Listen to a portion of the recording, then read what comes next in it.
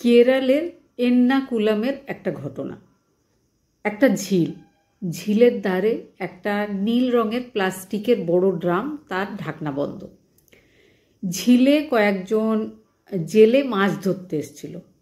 সারাক্ষণ চেষ্টা করার পরেও যখন মাছ পেল না, তারা বসেছিল। বসে থাকতে থাকতে হঠাৎ সেই ড্রামের দিকে তাদের চোখ যায়। সেই ড্রামটা কিন্তু তারা অনেক দিন ধরেই সেখানে পড়ে থাকতে দেখেছে, কিন্তু মাছ ধরতে পারেনি বলে মনটাও খারাপ। তারা একসাথে ড্রামের চারিপাশে বসে গল্প করতে করতে হঠাৎ করে ড্রামে ঠোকা দিতে থাকলো যে কি আছে ড্রামটার ভেতরে। বেশ কয়েকজন জেলে ছিল, তো ধীরে ধীরে ড্রামের ঢাকনাটা খুলে গেল। খুলে যেতেই তার ভেতরে দেখে যে সিমেন্ট রয়েছে, সিমেন্ট জমানো আছে। তাদের সন্দেহ হলো। তারা ওখানে গল্প করছে আর ইট দিয়ে সেটাকে ঠুকতে ঠুকতে ড্রামটা ভেঙে গেল। ভেঙে যাওয়ার পরে তারা দেখলো যে ওই সিমেন্টের মধ্যে একটু চুল জাতীয় কিছু দেখা যাচ্ছে। তাদের মনে হলো ভেতরে কোনো মানুষ নেই। তো তারা পুলিশ স্টেশনে খবর দিল। পুলিশ এলো। পুলিশ এসে সত্যিই তো ড্রামটা সন্দেহজনক, ড্রামের ভেতরে এতটা সিমেন্ট কেন? তো আশেপাশের লোকজনেদেরকে জিজ্ঞেস করা হলো যে এই ড্রামটা কিসের বা এখানে কবে থেকে আছে। তারা বলে প্রায় 1-1.5 বছর ধরে ওই ড্রামটা ওখানেই পড়ে আছে। যেহেতু এই এলাকাতে বিশেষ লোকজন আসে না, তো দূর থেকে কেউ গেলে ওই ড্রামটার দিকে চোখ পড়ে, তো সবার এটাই মনে হয়েছে যে কোনো ভাঙা ড্রাম, কারোর আর কাজে লাগছে না, কেউ হয়তো ফেলে দিয়ে থাকবে। কিন্তু তাদের কখনোই মনে হয়নি যে ওই ড্রামটার ভেতরেও কিছু থাকতে পারে। পুলিশ টিম ছিল, সবাই মিলে ড্রামের ভেতরে যে সিমেন্টটা জমানো ছিল সেটাকে ভাঙতে শুরু করে। একটা সময় পুলিশ টিম বা আশেপাশের যে জেলেরা বা কিছু লোকজন জড়ো হয়েছিল, তারা বুঝতে পারে যে আসলে ড্রামটার ভেতরে কোনো একটা মানুষের বডি ছিল কোনো এক সময়। এখন কিন্তু হাড়গোড় কিছু অবশিষ্ট রয়েছে। পুলিশ সেই ড্রামের যে সিমেন্টের জমা অংশগুলো সেইগুলোকে নিজের গাড়িতে করে নিয়ে চলে যায়। তারপরে উদ্ধার হয় সেটা থেকে একটা কঙ্কালের, সেটার ভেতর থেকে কিছু হাড় উদ্ধার হয়। আর উদ্ধার হয় 500 টাকার 2টো নোট, 100 টাকার একটা নোট, লম্বা চুলের গোছা, একটা রূপোর চেন। এই ঘটনাটা ঘটেছিল 8 জানুয়ারি 2018-তে। ড্রামের ভেতরে যা কিছু ছিল স্থানীয় একটা মেডিকেল কলেজে পাঠিয়ে দেওয়া হয়। সেটাকে নিয়ে রিসার্চ হওয়ার পরে জানা যাবে যে ভেতরে আসলে যে বডিটা ছিল সেটা কার। কারণ পুলিশের কাছে কোনো ক্লু ছিল না, সে ছেলে না মেয়ে, বয়সটা কত। ডাক্তার NK উমেশ নামের একজন ডাক্তার ছিলেন, সে আর তার টিম পুরো ব্যাপারটার পোস্টমর্টম করার পরে জানায় যে ওটা একটা মহিলার বডি, আর বয়স ছিল 60 থেকে 65-র মধ্যে। পুলিশ এই সমস্ত ব্যাপার জানতে পারে। CV টম নামের একজন ইন্সপেক্টর ছিলেন, তাকে ইন্ডিয়ার শার্লক হোমসও বলা হয়। তিনি ভীষণ ডিফিকাল্ট ধরনের কেসগুলোকেও সলভ করেছেন। তার মধ্যে একটা অদ্ভুত ক্ষমতা ছিল তদন্ত করার। CV টম যখন তদন্ত শুরু করেন, প্রথমেই তিনি বলেন যে এই বডিটা 2016 নভেম্বরের আগের বডি। তার কারণ হচ্ছে বডির সাথে যে 500 টাকার 2টো নোট পাওয়া গেছে, সেই নোট দুটো 2016 আগের। কারণ 2016 8 নভেম্বরে নোট চেঞ্জ হয়েছিল। পুরনো নোটগুলো বন্ধ হয়ে নতুন নোট সেদিন থেকে শুরু হয়েছিল। কিন্তু বডির সাথে ড্রামের ভেতরে যে নোটটা পাওয়া গেছিল সেটা পুরনো 2টো 500 টাকা ছিল। মানে 2016 8 নভেম্বরের আগের ঘটনা, তাই জন্যই মহিলার কাছে ওই টাকাটা ছিল। ডক্টর MK উমেশ মহিলার পোস্টমর্টম করেছিলেন। তিনি একটা ছোট্ট স্ক্রু পুলিশের তদন্ত অফিসারের হাতে দিয়েছিলেন। তিনি বলেছিলেন যে মহিলার বডিটা পাওয়া গেছে, তার গোড়ালির হাড়ের কাছে এই স্ক্রুটা লাগানো ছিল। মানে কোনো কারণে হয়তো তার হাড়টার ভেঙে গেছিল, তারপরে অপারেশন হওয়ার পরে তার গোড়ালির হাড়ে একটা স্ক্রু লাগানো হয়েছিল। সেই স্ক্রুটা তিনি CV টম মানে যে তদন্ত অফিসার ছিল তাকে দিয়েছিলেন।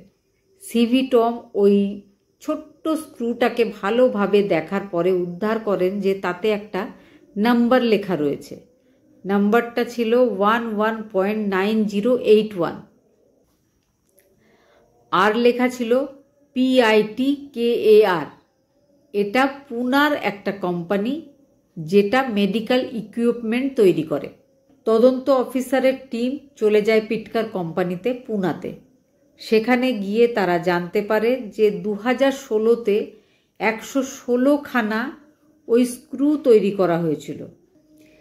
একবারে যে কটা স্ক্রু তৈরি হয় সেটার কিন্তু ব্যাচ নাম্বারটা সেম থাকে।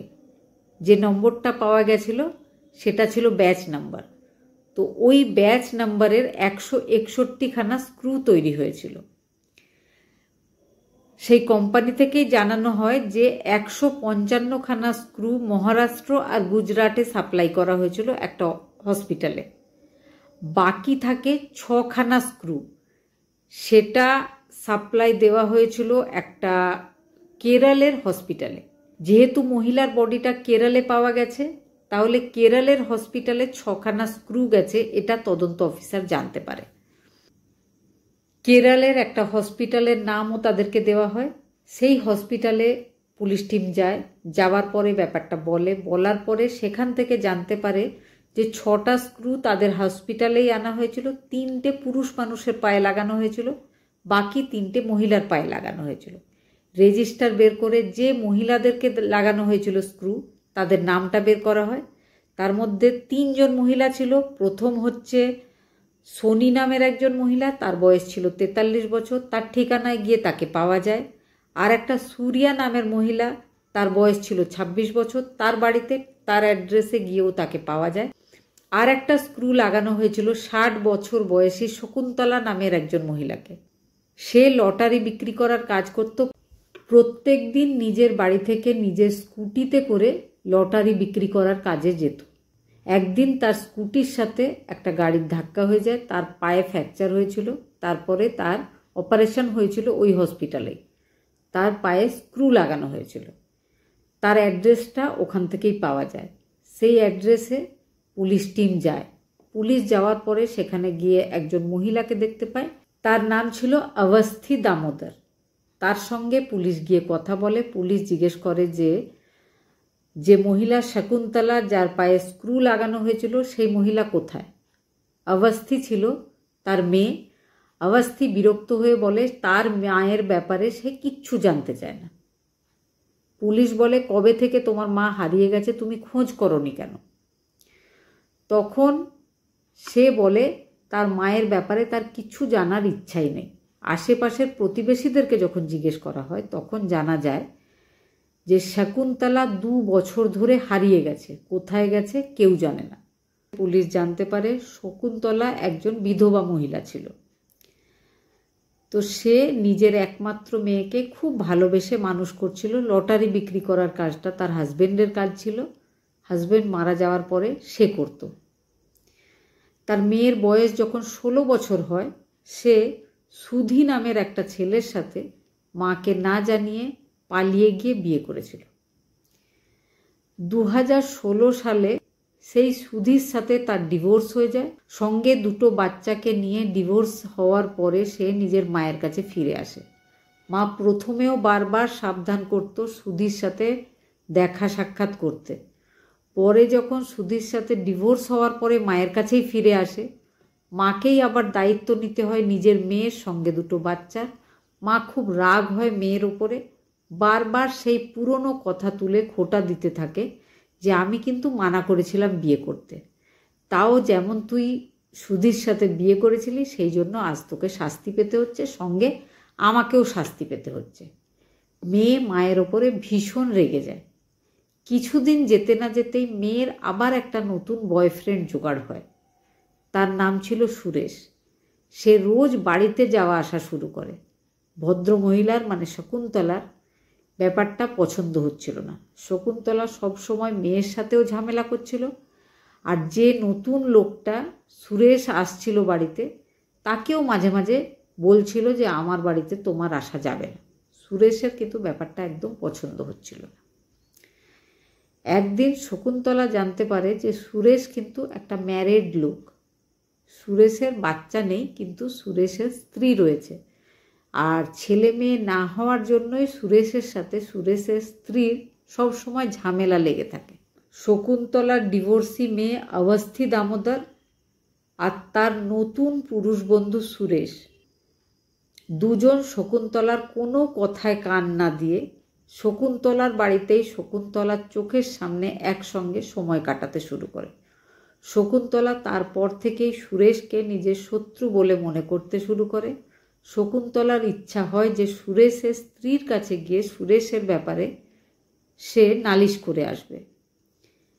শকুন্তলা সুরেশকে বলে যে তুমি আমার বাড়িতে আসা বন্ধ করো, নাহলে তোমার স্ত্রীকেও বলবো আর আমার মেয়েকেও বলবো যে তুমি একজন বিবাহিত মানুষ।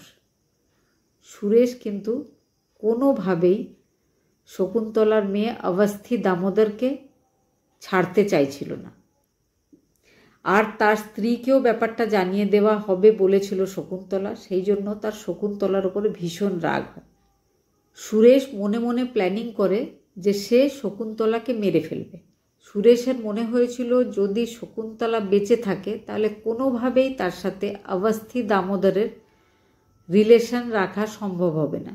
সেই জন্য সে শকুন্তলাকে মেরে ফেলবে এমনটা প্ল্যান করে নিজের এক বন্ধু যার অটো ছিল তাকে বলে একটা বড় ড্রাম এনে দিতে, তাতে সে খাবার জল রাখবে। তার বন্ধু কিন্তু এনে দেয়। সে সেই ড্রামটা আর কিছু সিমেন্ট ব্যবস্থা করে রাখে। শকুন্তলার মেয়ে যে সময় বাড়িতে ছিল না, সে শকুন্তলাকে মেরে ফেলার পরে ড্রামের মধ্যে দিয়ে সিমেন্ট গুলেও দিয়ে দেয়। নিজের 4টে বন্ধুর সাহায্যে ওই সিমেন্ট ভর্তি ড্রামটাকে নিয়ে গিয়ে ওই ঝিলের পাশে ফেলে দিয়ে আসে। 4টে বন্ধু যখন জিজ্ঞেস করে যে এর ভেতরে কি আছে, সে বলে যে আমার বাড়ির কুকুর মারা গেছে, তাকেই এই ড্রামের ভেতরে দিয়ে আমি ফেলে আসছি। বন্ধুরা বিশেষ গুরুত্বও দেয়নি।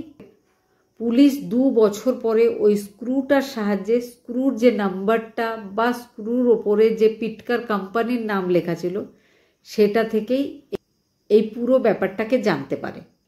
পুলিশ অবস্থি দামোদরের কাছে যখন সমস্ত ব্যাপারটা জানায়, অবস্থি দামোদরের কাছে যখন সুরেশের অ্যাড্রেসটা চাওয়া হয়, সুরেশ কি করেছে সেটা তাকে যখন জানানো হয়, তখন সে বলে যে তার মা হারিয়ে যাওয়ার প্রায় 1 বছর পরে সুরেশ সুসাইড করেছিল। কোনো একটা এমন ব্যাপার ছিল যেটা সে কাউকে বলতেও পারছিল না, অপরাধ বোধে ভুগছিল, সেই জন্য সুরেশ নিজেকে শেষ করে ফেলেছিল। ছোট্ট একটা স্ক্রুর থেকে পুলিশ কিভাবে তদন্ত করে, যে ব্যাপারটার কোনো ক্লুই ছিল না, মহিলাটার ব্যাপারে পুলিশ কিছুই জানত না, তদন্ত করে কিন্তু পুলিশ তার পরিচয়টাও বের করে ফেলেছিল, বা যে তাকে মেরে ফেলেছিল তার পরিচয়ও পুলিশ খুঁজে পেয়েছিল।